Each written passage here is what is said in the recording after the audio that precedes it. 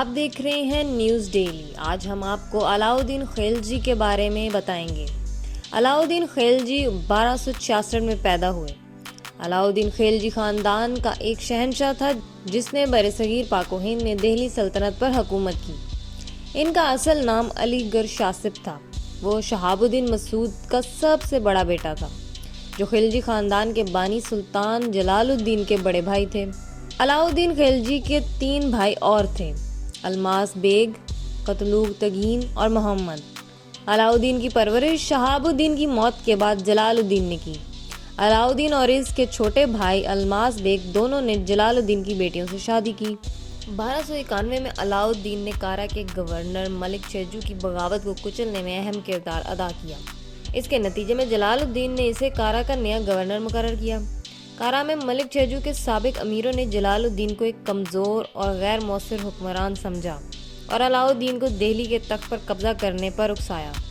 اس نے اس بات کے ساتھ اپنی ناخوشگوار گھریلو زندگی کو بنیاد بنا کر جلال الدین کو معزول کرنے کا عزم کر لیا۔ 1296 میں علاؤالدین خلجی دلی کا مختار کل بن بیٹھا۔ علاؤالدین خلجی کی حکومت کے پہلے 4 سالوں میں مغلوں نے برصغیر پر 3 حملے کیے۔ پہلے 2 حملوں میں تو علاؤالدین خلجی کے بہادر جرنیل ظفر خان ہی نے انہیں مار بھگایا، مگر تیسری دفعہ وہ بہت بڑی فوج لے کر دلی کے بالکل قریب پہنچ گئے۔ یہاں ایک گھمسان کی لڑائی کے بعد مغلوں نے علاؤالدین اور ظفر خان کے ہاتھوں شکست فاش کھائی۔ اس دوران میں علاؤالدین خلجی کے ایک اور جرنیل اولوغ خان اور ان کے ساتھیوں نے 1297 میں گجرات پر فوج کشی کی اور فتح پائی۔ یہ لوگ بہت بڑے مال غنیمت کے ساتھ دہلی واپس گئے۔ اس کے بعد اولوغ خان نے رنتھمبور کے محاصرہ کیا، مگر یہ مضبوط قلعہ فتح نہ ہو سکا۔ آخر 1301 میں علاؤالدین خلجی خود اس محاصرے میں شریک ہوا اور قلعہ سر ہو گیا۔ گجرات سے واپسی کے دوران 9 مسلم مغلوں نے غدر مچا دیا تھا۔ علاؤالدین خلجی رنتھمبور کے محاصرے میں مصروف تھا کہ 3 بغاوتیں اور پھوٹ پڑیں۔ ان میں سے ایک بغاوت میں علاؤالدین کا اپنا بھتیجے کے ہاتھوں وہی حشر ہونے والا تھا جو اس نے اپنے چچا جلال الدین کا کیا تھا۔ 1303 میں مغلوں کی بہت بڑی فوج چڑھ آئی اور دہلی کے قریب آ پہنچی۔ مغلوں کی اس فوج نے رسد اور کمک کے سارے راستے کاٹ دیے، اس لیے علاؤالدین کو مجبوراً بچاؤ کی جنگ لڑنا پڑی۔ خوش قسمتی سے 2 مہینوں کے بعد مغلوں کے حوصلے پست ہو گئے اور وہ میدان چھوڑ کے چلے گئے۔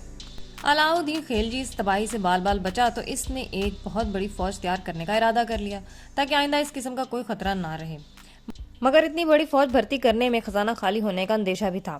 اس نے اپنے مشیروں سے پھر صلاح مشورہ کیا اور اس نتیجے پر پہنچا کہ اس سے بچنے کا صرف ایک ہی طریقہ ہے کہ سپاہیوں کی تنخواہ کم کر دی جائے۔ دوسری مشکلات پر قابو پانے کے لیے اس نے غلہ اور دوسری چیزوں کی قیمتیں کم کر دی۔ سلطان علاؤالدین خلجی کے دور حکومت میں غلے کے سوداگروں کے ذمہ یہ کام تھا کہ وہ اناج وغیرہ کو کھیتوں سے شہری غلہ منڈیوں اور سرکاری گوداموں تک پہنچا دیں۔ جب کسی علاقے میں کھانے پینے کی چیزوں کی کمی ہو جاتی تو سرکاری گوداموں کا غلہ اس کمی کو فوراً پورا کر دیتا۔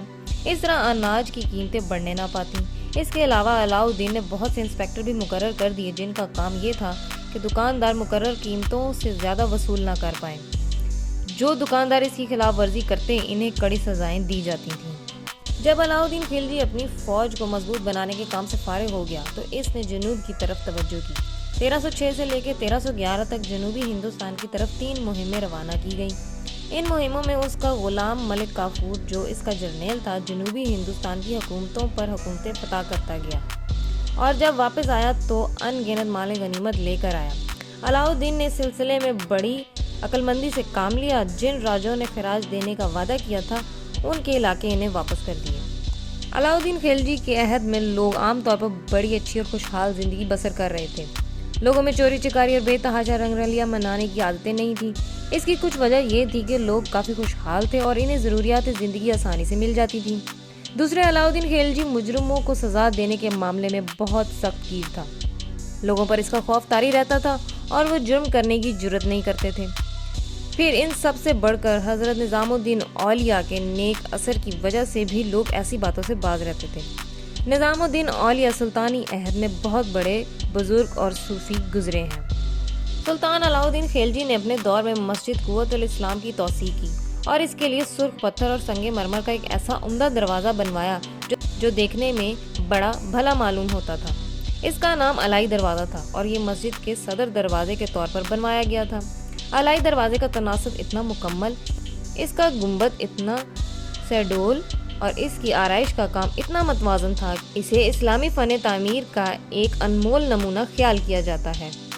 علاؤالدین خلجی کے عہد کے سب سے بڑے شاعر امیر خسرو تھے، جو بادشاہ کے درباریوں میں شامل تھے، اور ان کے دم سے دہلی میں شعر و ادب کا بڑا چرچا تھا۔ امیر خسرو نے اپنے کلام کا اظہار فارسی اور ہندی دونوں زبانوں میں کیا ہے اور شعر و نثر کے ذریعے اس ملک کے حسن و خوبی کے گیت گائے ہیں۔ امیر خسرو موسیقی میں بڑا کمال رکھتے تھے اور انہوں نے بہت سی نئی دھنیں ایجاد کی۔ 1312 تک علاؤالدین خلجی کا اقبال اپنے پورے عروج پر تھا۔ ہندوستان کے تھوڑے سے حصے کے سوا سب لوگ اسے اپنا شہنشاہ تسلیم کر چکے تھے اور اس کی حکومت بھی مضبوط ہو گئی تھی۔ لوگ بڑے فارغ البال تھے، لیکن 1312 کے بعد اس کی صحت خراب رہنے لگی اور اس کے ساتھ ساتھ اس کی عقل میں بھی کمی آ گئی۔ چنانچہ 1316 میں اس نے شورشوں اور بغاوتوں کے درمیان وفات پائی۔ ہماری ویڈیو پسند آئی ہے تو اسے لائک کیجیے اور شیئر کیجیے۔ مزید ویڈیوز دیکھنے کے لیے ہمارے چینل کو سبسکرائب کیجیے۔